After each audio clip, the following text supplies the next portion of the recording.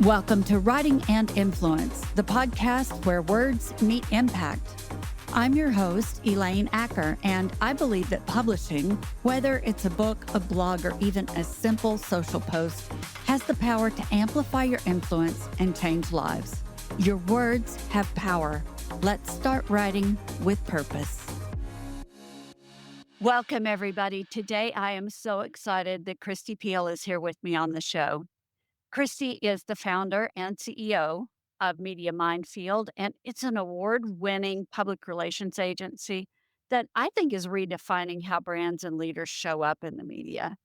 After a successful career as an Emmy award-winning TV news reporter, Kristi turned that passion for storytelling into what has become a thriving PR business. And she's helping CEOs and entrepreneurs and organizations really amplify their impact. Now, she's also writing a book, which we will touch on. We won't give away any secrets, but it explores why social media has become kind of today's personal diary and why leaders need to be part of that conversation. So, Kristi, welcome. It's so good to be part of this. Thank you for having me. Thank you. Well, when I think of words and influence, I think there's no more important place to think through your words than in a crisis communication situation. So I know you do much more than that, but maybe start there and talk about how you help people manage through crisis situations and what processes you go through to choose the right words. Sure. So when we work with crisis clients, we're brought in two different ways. On the front end, like proactively, would be we have a plan in place and we have a general idea of, and we've identified what some of their potential crisis could be. So pretty much every business has a few that potentially could happen, but then depending upon the industry, there are some that are more vulnerable to different types of crisis. So we sort of have a plan and have some even language around what kinds of things we could or could not say based on their industry. That would be on the proactive side. So when a crisis would happen, we'd be kind of ready to go.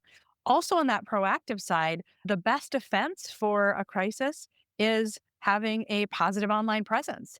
So, what we're seeing with the media is they are in the middle of any kind of crisis, seeing what the CEO, what leaders, what the brand has posted online, and going out and grabbing something that has been on social media and using that as part of coverage of a crisis. So that's also part of the kind of armor that can be built in advance of a crisis so that a crisis impact is a little bit mitigated. So there's that side. When we're in active crisis and we get calls from company to, oh my goodness, this just happened, please help. We really think about it has to be authentic. We need to make sure that there's, in many situations, a lawyer involved just so we don't accidentally, we're not lawyers, step in something. But our perspective is that no matter the crisis, there's always something that can and should be said. As human beings, we're forgiving. People make mistakes. CEOs can hire people that steal from them, that make bad decisions. However, the mistake that we see the most often is when people say nothing. When someone doesn't say anything, people assume guilt, right? If someone's on the stand and they say, I plead the fifth, we all think, oh my goodness, they're hiding something. So we talk a lot about it here at Media Mindfield. No comment is a comment. When you don't give words, people fill in the blanks with their own words and their own stories. And oftentimes it is worse. There are brands that we work with who, because they chose not to speak years ago in the middle of an active crisis, and then were brought in later, we are working to clean that up years and years later because the internet has a really long memory. You can Google things and the year might have been 2010, but boy, it looks bad even now. So those are a couple of different ways that we are involved in crisis and when words really do matter. Now, you mentioned, one of the biggest mistakes is no comment, not having words at all. Are there any other mistakes that come to mind that people commonly make? Couple of them. First of all, it's really misunderstanding the time frame of the media. Media is fast moving. And so to think, well, we'll call a lawyer and maybe this will go away. And 2 days later, we'll figure it out. It probably was amplified and probably was worse because you chose not to just say something right away. And even if the something is, thanks for reaching out, we're working to gather some facts. Please let me have your phone number. We'll be back in touch as soon as we can. Even that says, hey, I hear you. I see you. I respect what you're doing. Give me a minute. And Yeah. that's much better than a no comment. The other mistake that people make is they haven't identified a spokesperson.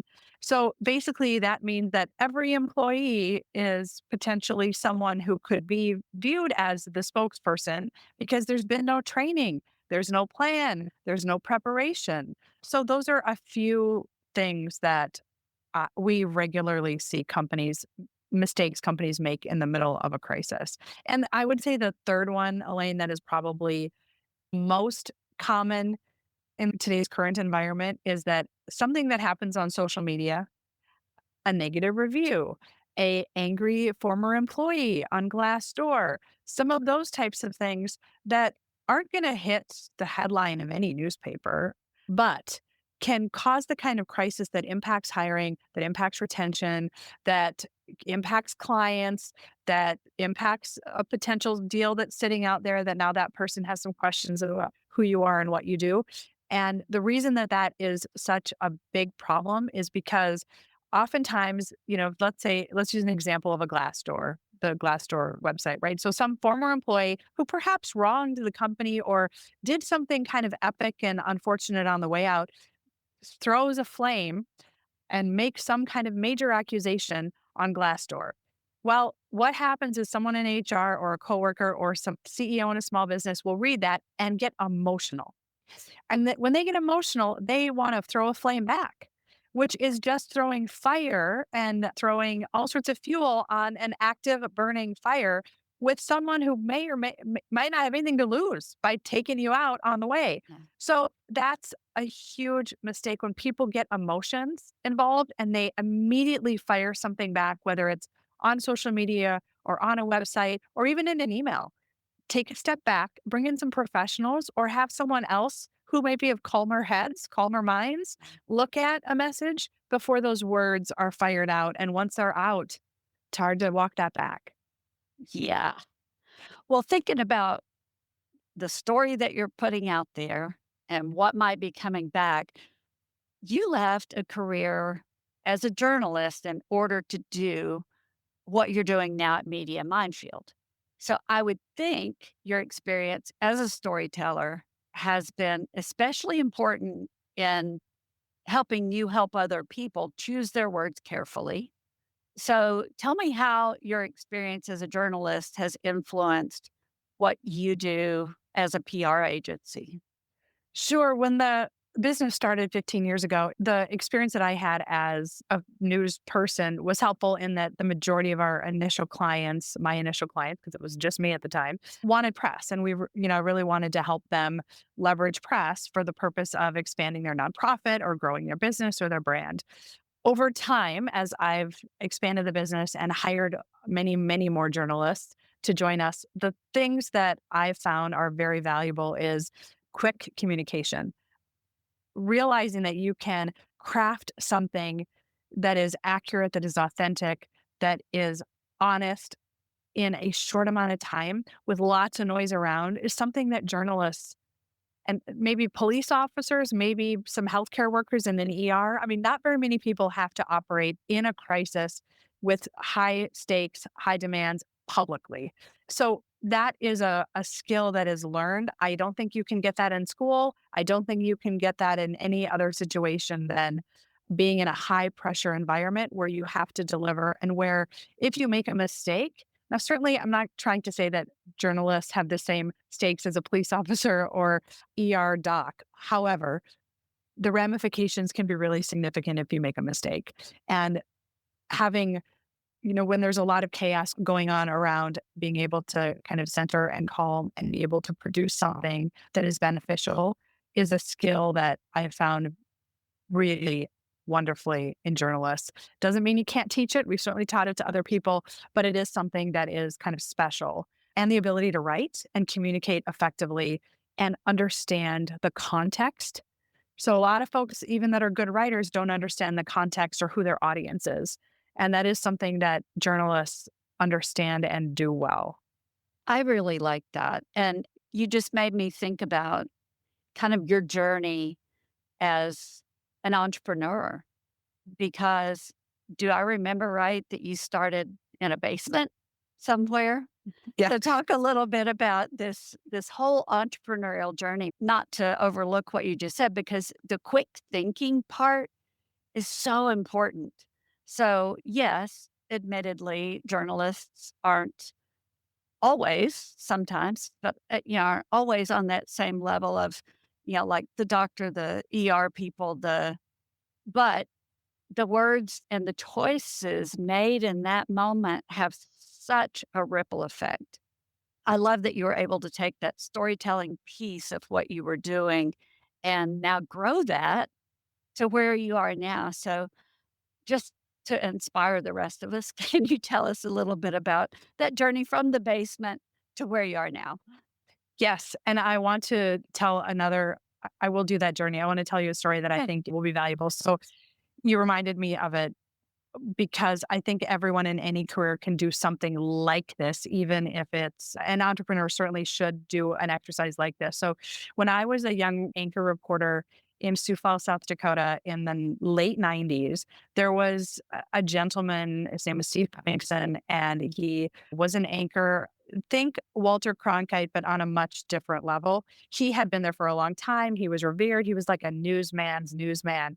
And I had a lead story, and it was, I don't remember if it was the 6 o'clock or 10 o'clock news, but I was working at the number one rated station in the state, and it was an important story. And this is, back at the time where there wasn't social media. And this was the way that people got their news was sitting down and watching the news. And I don't remember what the story was about. And frankly, for the purpose of the story, it doesn't matter. I wish I did. And someday I should go back and figure it out. But needless to say, I had the lead story and we were really under a deadline. And so I would write my story. He would approve it. He was the managing editor as well as the main anchor. And then the photographer would edit it all together. And so generally that process takes about an hour. Now I was covering this breaking story. So I had about a 30-minute window. And the photographer is, standing around like itching to edit. And I was down next to Steve. He said, read my story. He highlighted the entire thing and he deleted all of it. And he said, Peel, you can do better. And there was Wow. no time in that moment to weep or to yell at him, which is sort of what I wanted to do. It was just to deliver. And so I had to go back to my desk and very quickly do something that was better and bring it back to him. And we got it done and we got it on the air. And he was right. It was better. And the reason that that story has stuck with me and why I think everyone needs someone like that or to be that for someone else is that unless you're under a kind of time crunch and the stakes matter, you don't know what you're capable of. And in an entrepreneurial role, for me, I have applied that lesson a lot in that there are times every entrepreneur, their back is up against the wall. They are struggling to make payroll. If the client doesn't pay, they can't pay their lease. They need the buyer to buy now. They don't know what's going to happen tomorrow. There are all of these high pressure things that every entrepreneur deals with. And you have to somehow figure out how to, by yourself, make it work. And you have to, when the pressure is high, be able to deliver and not complain or flamethrow on social media or throw your hands up in the air and play victim. You just got to do. So that was something that happened in news that has really impacted me and that I've tried to instill in my kids is you have to believe you can and you need someone else who believes you can as well. And every entrepreneur needs people around them who are saying, you got this. I get it. It's hard, but like, I believe in you. I know you can do this. So when the business started, there's the story. I'll put that to the side. Now I'll move to the answer the question you actually asked me. I was, as you mentioned, a news reporter. I was an investigative reporter at the ABC station in Minneapolis and doing some national work. And my whole department in late 2008, early 2009, we all lost our jobs. So we were all laid off.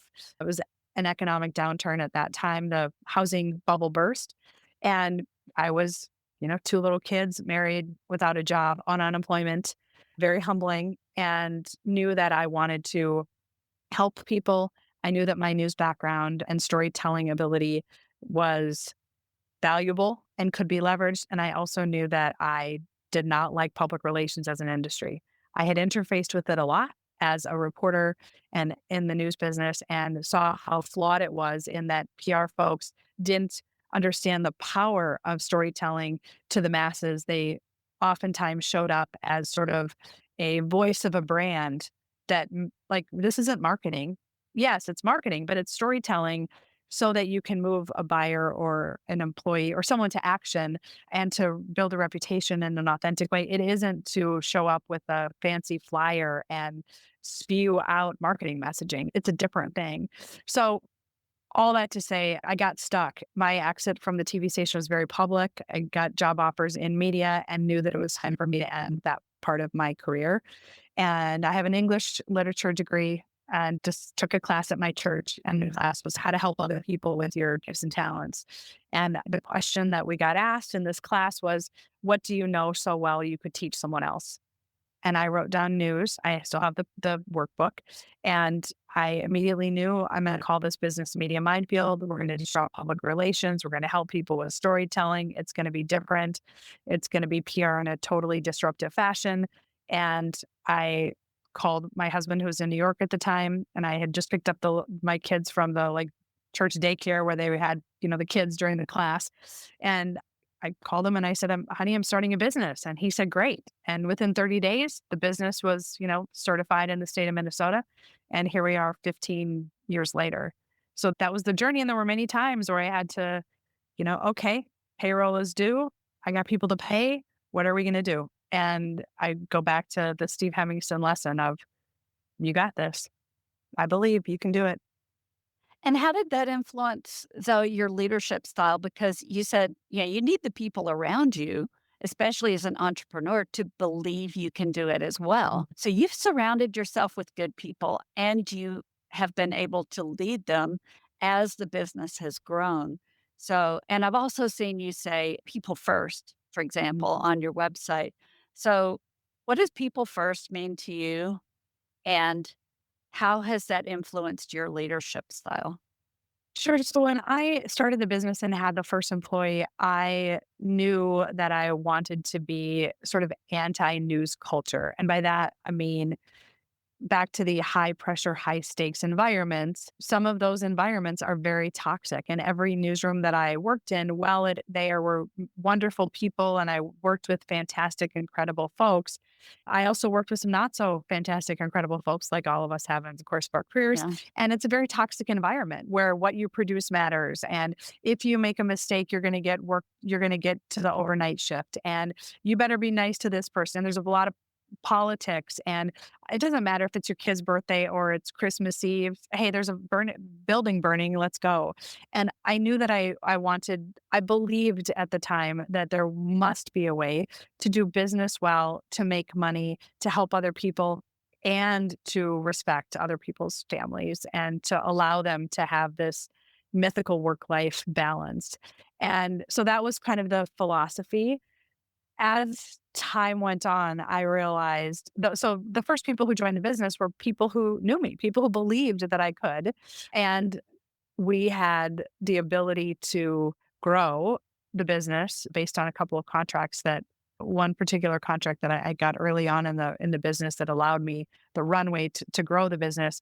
And then about 3, 4 years ago, I would say maybe even 5 years ago, I started to get into this.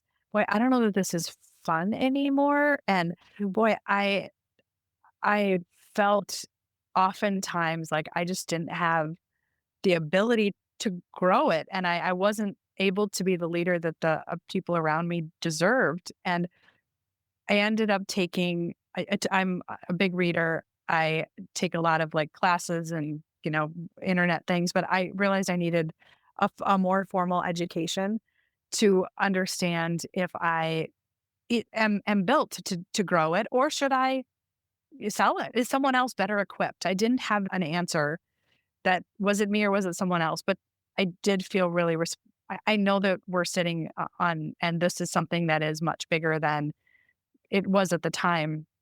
Just didn't know if I could get us there. Just in fact, last weekend, officially graduated with my master's in management and leadership from Pepperdine University. So Congratulations. thank you. So I got my master's, and that course, it's 2-year program, and some other work that I was doing convinced me that yes, I'm the right person. And I needed the formal training and the formal experience and the kind of practice that can happen in a classroom setting and with my professors to apply some new things into the business.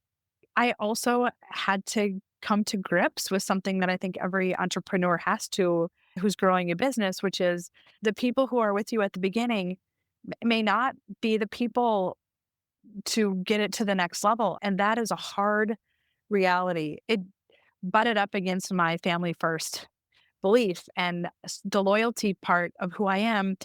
And ultimately, I realized that this at 40, 50 employees, there's a lot of families and a lot of people relying on me and my leadership team and my ability to empower other people.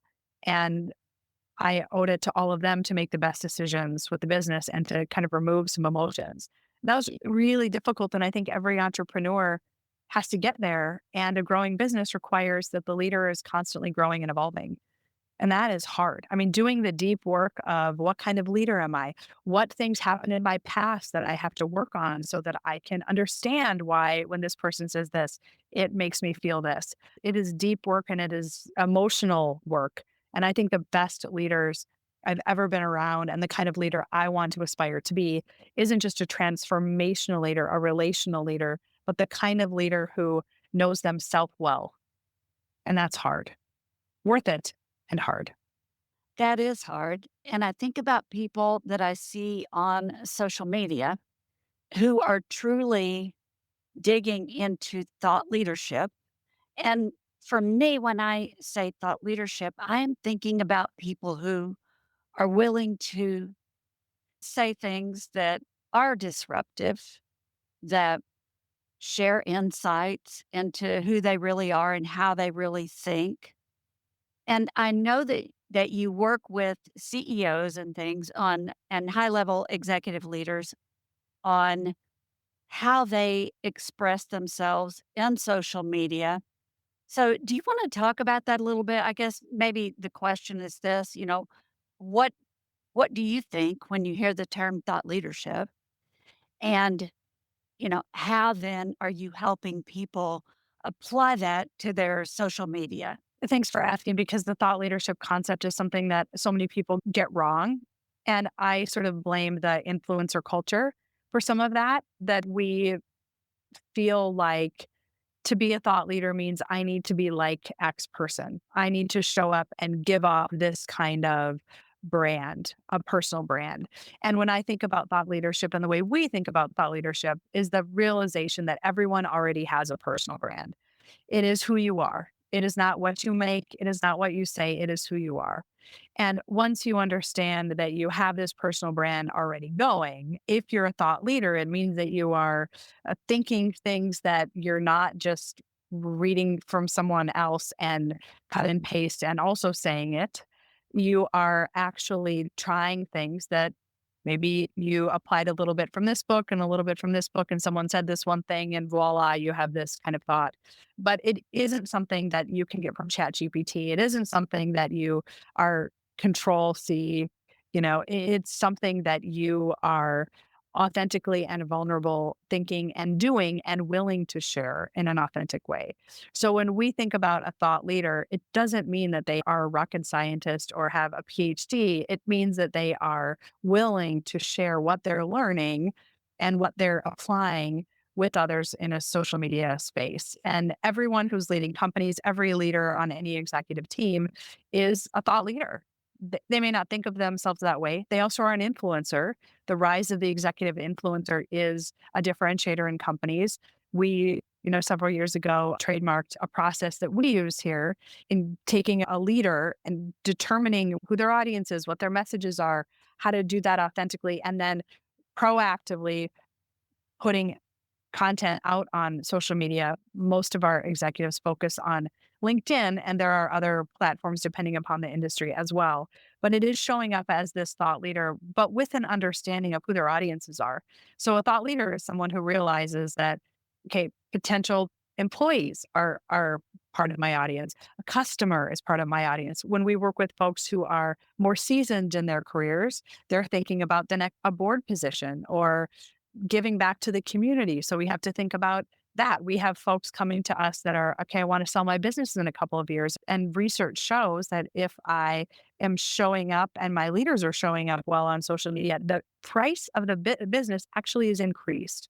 So, how do we show up in an authentic way as thought leaders that doesn't feel like you got it from either an 18-year-old, no offense, 18-year-olds, or a computer, that it is actually who you are. And we realize that very few people think the way that we all think when it comes to content and storytelling. And many executives are frankly embarrassed that they don't understand social, right? Because it is constantly evolving. We've got teams of people who are staying on top of the algorithms and I mean, I'll get in a message from my team. Hey, 30-second videos are now performing better than a minute video. So let's make your next video 30 seconds. We don't expect people to be experts, and all that we want from them is to understand who they are, what they care about, what breaks their heart, what are they passionate about, what organizations are they involved with, how comfortable are they with putting personal information out there, what does their marketing team want them to be helping with initiatives wise, and then we can start to get their voice and put them out on social media in a way that is valuable for their leadership and for their legacy. And tell me a story, Christy. Tell me a story about when a CEO, first of all, got over that fear, that hesitation, and did the thing. And then how did it matter? When did it prove that it mattered? I have 2 stories. One is someone that we are not involved with, not a client or anything, someone that I watch. And then I have a story about myself. So I'll start with so Ed Bastian is the CEO of Delta. And I suspect that he's got a team of people helping him. Whoever they are, they're doing a great job. And he shows up on LinkedIn. He highlights his employees. He highlights the different locations that they are flying to and different upgrades that they're making. I fly Delta regularly. In fact, I would fly it only some cities it makes it more difficult, but I'm a Delta frequent flyer. And when they've gotten into crisis, they have had things happen even in the last year where there have been delays, where there was a shutdown and people were kind of stranded. And he immediately used his social channels and he immediately talked on LinkedIn to the customer. So yes, there are stakeholders. Yes, there are shareholders. Those people were probably getting different messages as well. And I'm sure the employees were getting messages in internal channels, but that team recognized, okay, Ed has a very large audience. We know that it's the business professional audience. Those are the people who are probably folks that we really need to make sure continue to have trust with us and know that we are credible. So let's use Ed's voice and put it out there on social media. And that was picked up on news organizations. And I saw a lot of positive engagement in the middle of a crisis because he was using his social channels well. So that's a business example. On the personal side, I have been working on my own personal brand and my audience for years because we are helping all sorts of executives. I do a lot of speaking. It is important that I also do what we say other people should do. And so my social media has been a focus for, a strategy of ours for many years, and I need to show up in an authentic way.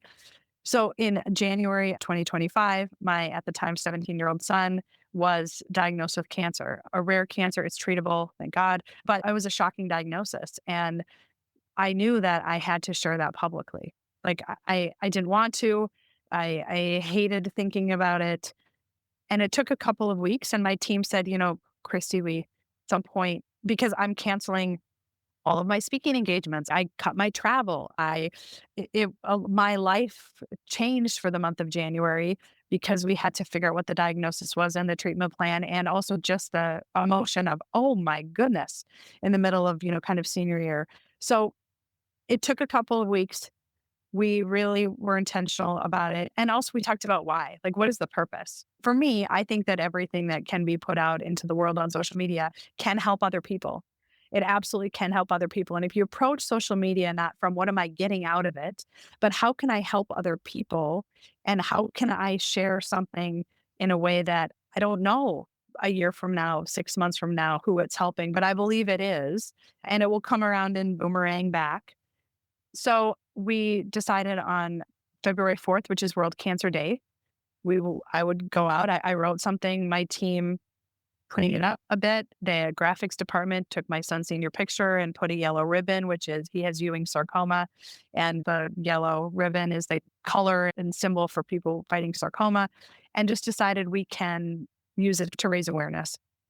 So we put it out there. He, of course, reviewed it. I'm a big advocate. If you're going to anyone you're going to post a picture of on social media, they better be comfortable with it. And so we put it out there on all of my social channels. And from that, Elaine, I wasn't expecting, and that's, I think, another thing. Yes, of course, we measure engagement with all of our clients. Yes, of course, we want things to perform, but we don't have an expectation that if I put this out, this many people need to see it and this will directly come back from it. I think that's a mistake a lot of people make with how they think about social media. So we put it out there and I got, someone was supposed to go speak in Cincinnati, and the woman, someone who's going to be in the audience knew I wasn't going to be there and knew personal reasons, but she and I had already connected on LinkedIn and she's offering me a cancer specialist in Cincinnati. Now, I didn't need that, but that was a connection, a powerful one. What did happen from that is I ended up getting connected to Mark Herzlich, who my son is a football player, will play college football when he's healthy. Mark Herzlich is someone who's written a book about Ewing sarcoma. He had it. He ended up winning the Super Bowl with the Giants after he got his in college when he was diagnosed. And so I got connected to him via social media. And he ended up talking to my son on the phone while Alec was at the Mayo Clinic getting one of his initial appointments. So if not for social media, that connection would have not have been made. And if not for social media, in 5 years from now, when someone looks up Ewing sarcoma or high school football player cancer diagnosis, they're going to be able to find my son and we will absolutely be able to show up for them. So that's an extreme example, but I think it highlights that it is important to show up in personal ways, but it doesn't mean that the minute, I'm not posting from the hospital, I'm not posting pictures of my son at his worst times. I'm also not only showing his best time. My social channels are really that's not the purpose of it. I am not going to become a cancer mother influencer. Some people do that. That's great for them. That isn't what we've chosen to do with his fight and what he wants and how he wants to approach it. But it does allow a large audience and it does allow the ability for us to help others and it allows other people to help us, which I had never felt it quite that way until we went out public with that message. And that's such a gift to allow other people to help you, and I think we don't ask for help so often, but people want to help, they want Mhm. to be involved, and I love those connections. All right, talk about connections, I'm thinking about your book and all of the things that you shared because I get to see the behind the scenes Mhm. progress. Mhm. So I'm gonna let you talk about it as much or as little as you want to in this moment. You and I met when we started working on this book, and it was supposed to be kind of finished in January. And it is about social media. It is about how important it is that we no longer have the benefit of holding on to our stories.